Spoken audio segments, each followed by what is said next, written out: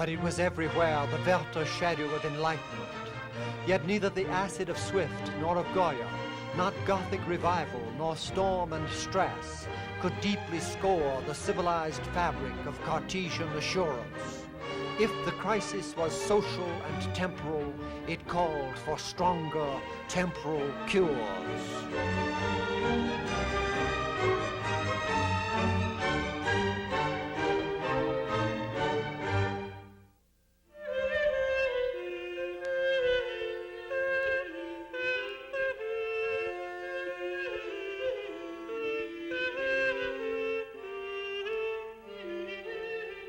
Man had hardly begun to strip to the penitential severities and bare-soul drama of true Gothic.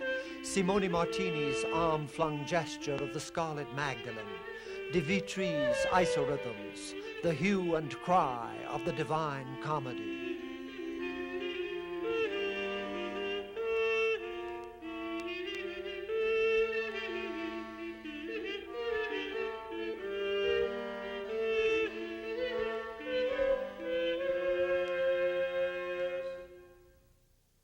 Against that sharpness, from Raphael and Michelangelo, from this 1560 Tintoretto, from Tasso and Renaissance tragedy, from the great polyphonies of Rome and Venice, we have traced the swelling claim of a new pathos.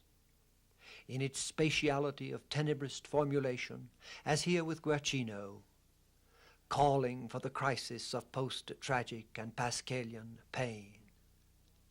We have seen the Azam brothers carry such Baroque power into the skeptic complexities of the 18th century. The age of Mozart is residuary legatee to that 200-year span of crucifixion rhetoric. Let us gather it first in a chromatic 12-voice Crucifixus by Lotti, a work surely known to Bach and Mozart.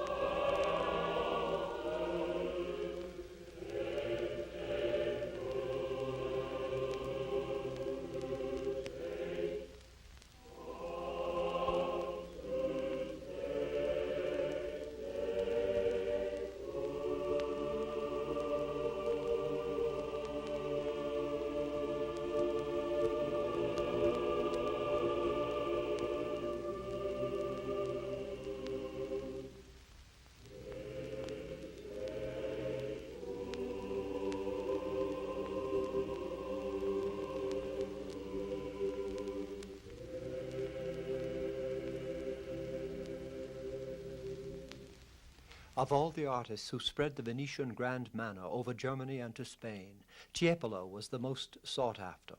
The youthful Goya was formed in his wake, with gallant and classical promptings from Mainz. From the South German sensualization of Rococo, Günther, who carved into the time of Haydn and Mozart. From the delayed Baroque of Tiepolo, we pursue the chromatic passion, with Mozart now, from the 1782 C minor Mass, Miserere.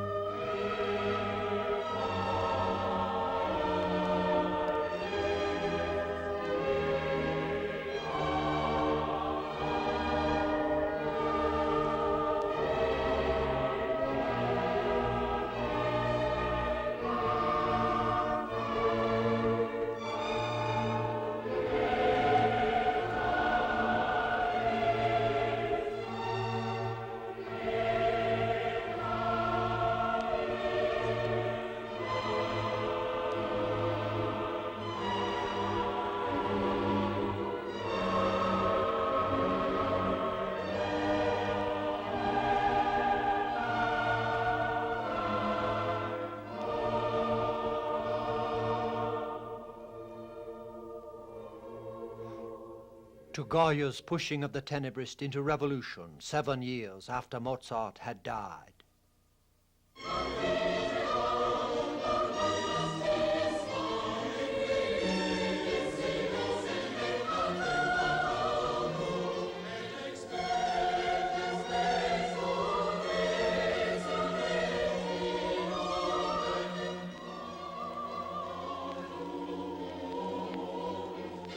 Into the Baroque ingredient whipped the lighter Rococo, those wave, shell, and flower forms with which Zimmermann sprinkled Bavaria. Though Andex was finished a year before Mozart's birth, its curves invite his early masses.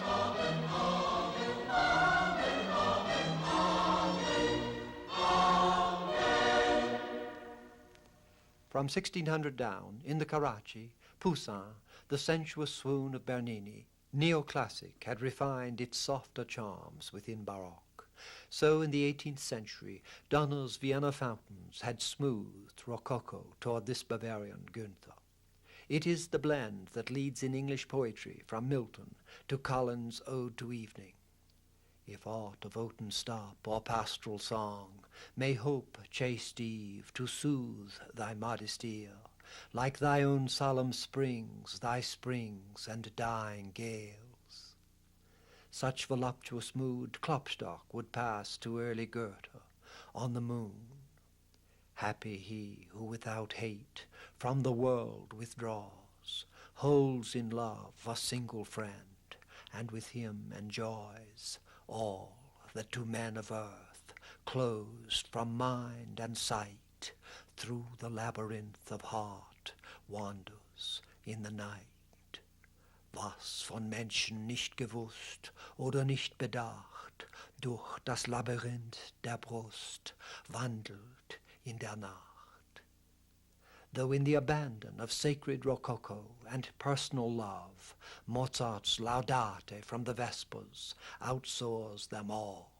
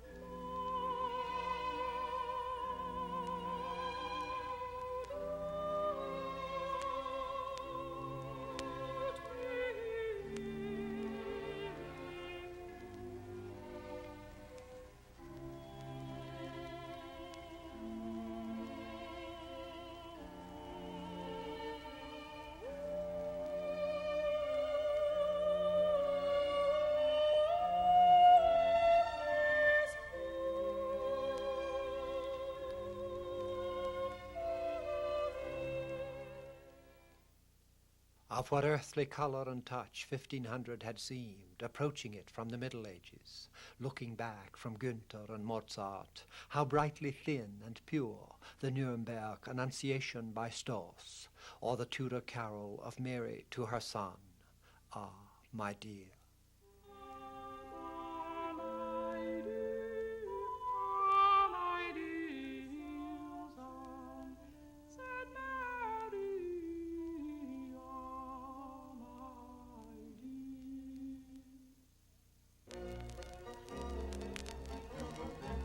Se a caso Madama la notte ti chiama,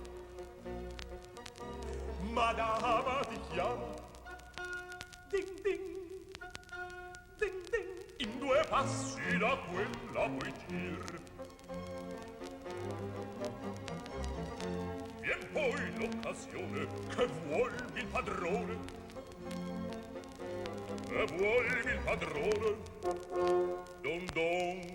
In the porcelains of Dresden and Munich, this 1760 valet and lady's maid from the Nymphenburg, the angel and virgin have taken up residence, both satiric and celebratory, in the Rococo parlour, to advance under that trivial surface such life claims as the English novel was making, say Fielding in Joseph Andrews.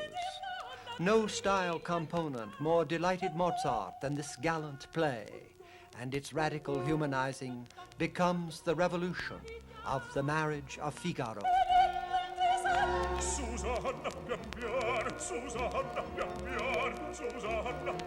But as Baroque was penetrated by Rococo, so the courtly artifice assumed the balance and candor of Enlightenment, of which the musical focus was in Mannheim. By 1750, Johann Stamitz there had perfected those symphonies and clarinet concertos the young Mozart would take in before his 1778 fruitless stay in Paris.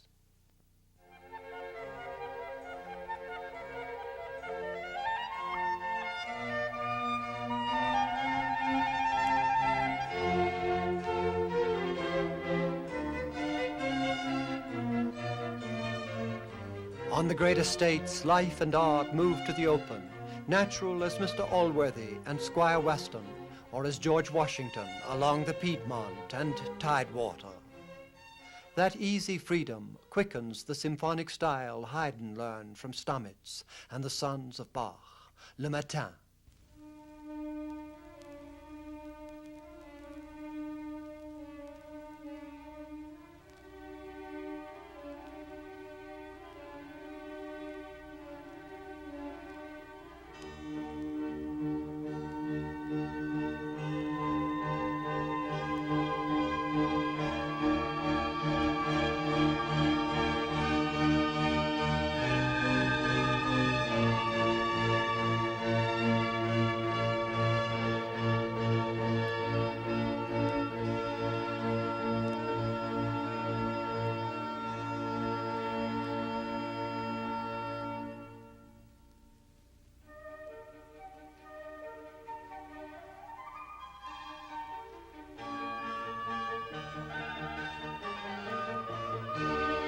The English were bound to take to Haydn. Where else is his break with the volutions of Baroque and Rococo so paralleled as in those portraits of couples among groves and fields, lively as Tom Jones and Sophie Weston, which Gainsborough began to paint after 1750.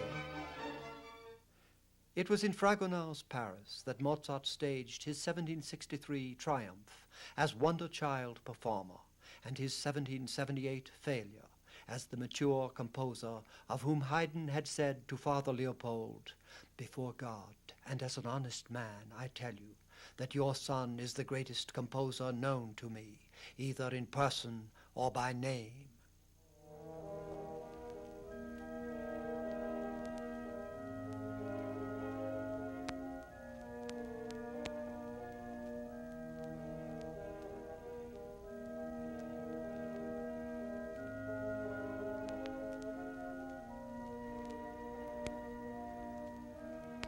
How could the French not perceive that Mozart, as in the E-flat Sinfonia Concertante he wrote there, could light abandons of love with an art beyond that of Fragonard's most voluptuous bacchantes, touching the sensuous with the wand of Oberon. I know a bank where the wild thyme blows, where oxlips and the nodding violet grows. There sleeps Titania some time of the night.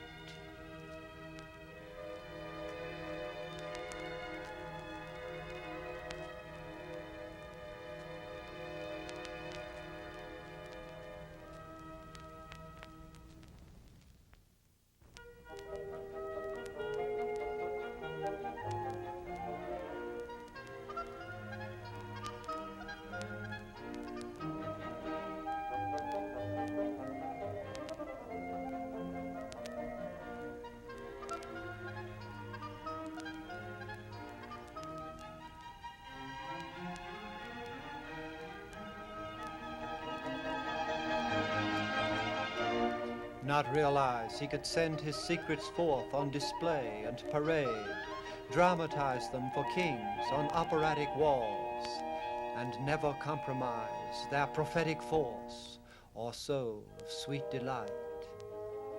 Never quite reduce them to Grétry dance or Fragonard fluff.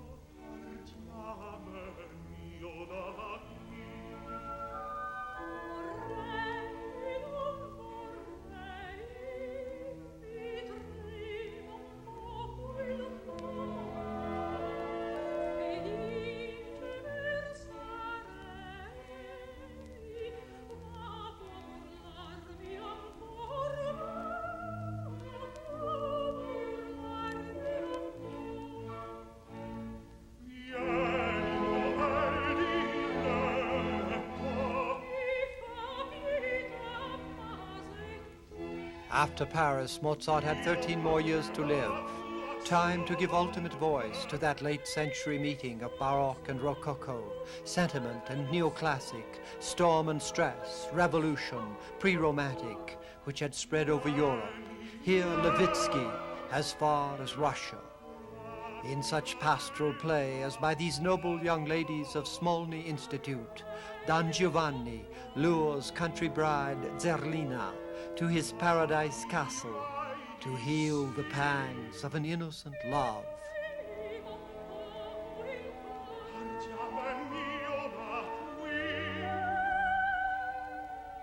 The artist closest to Mozart in age, originality, and courtly training was Goya.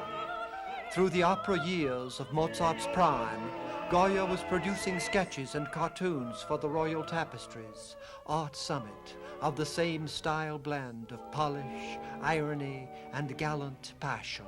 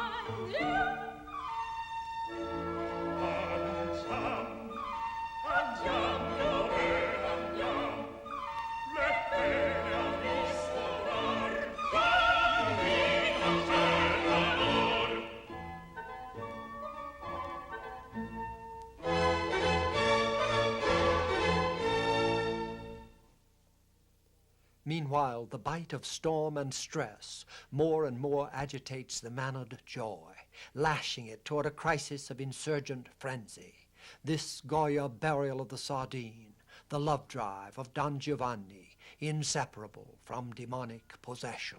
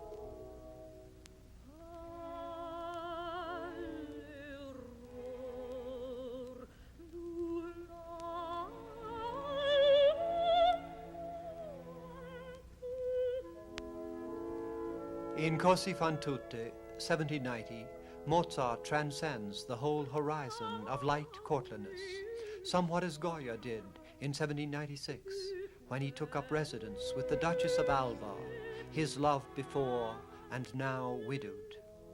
On the first page of the sketchbook, she greets him. As Klopstock wrote, she looked at me, her being hung, with that look upon my being, and round us spread Elysium. So Faust, when the devil mocks his play with Gretchen, shrines a mortal passion in eternal words, ewig, ewig. It is the bloom Mozart's love arias can always engraft on scorn.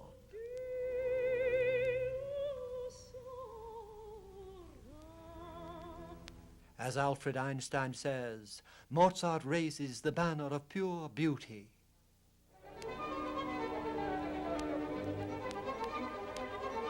Without forgetting the old cynic in the background, laughing himself to death.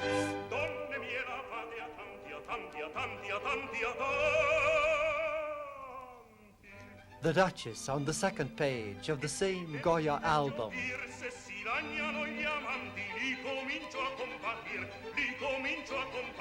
So the fickle delights of Mozart's ladies lead through the title phrase, thus they all do, così fan tutte.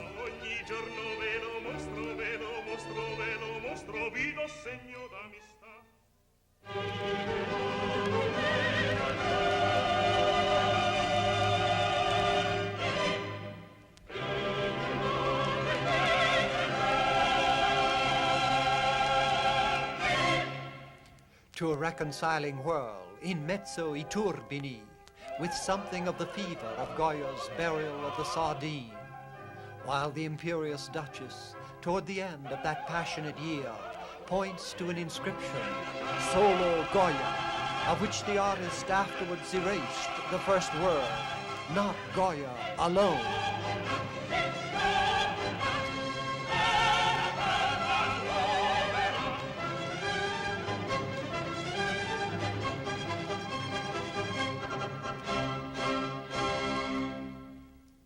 And in the Capriccios, an etched dream shows how near that dark angel of lying and inconstancy brought Goya to despair. A new lover arrives, shushing for silence to the two-faced Duchess and her duplicitous maid, while the painter clings to his bare-breasted lady's arm. No doubt the Così fan tutte cry of betrayal. Tradito, schernito, dal perfido cor, dal perfido cor. Was sharpening not only to the requiem fugue, but even in the gaiety of the magic flute toward the Queen of Night and perfidious Moor.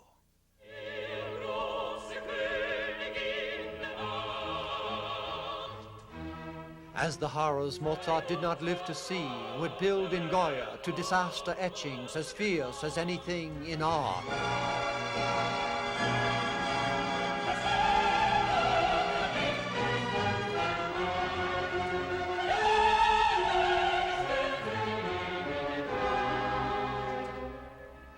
The Queen of Night is thrown down. The lovers are united. Wisdom and beauty under the Sun Lord of Masonic Brotherhood. Die Strahlen der Sonne vertreiben die Nacht, vernichten der Heuchler, erschlägene Macht. The vast good humor of the opera.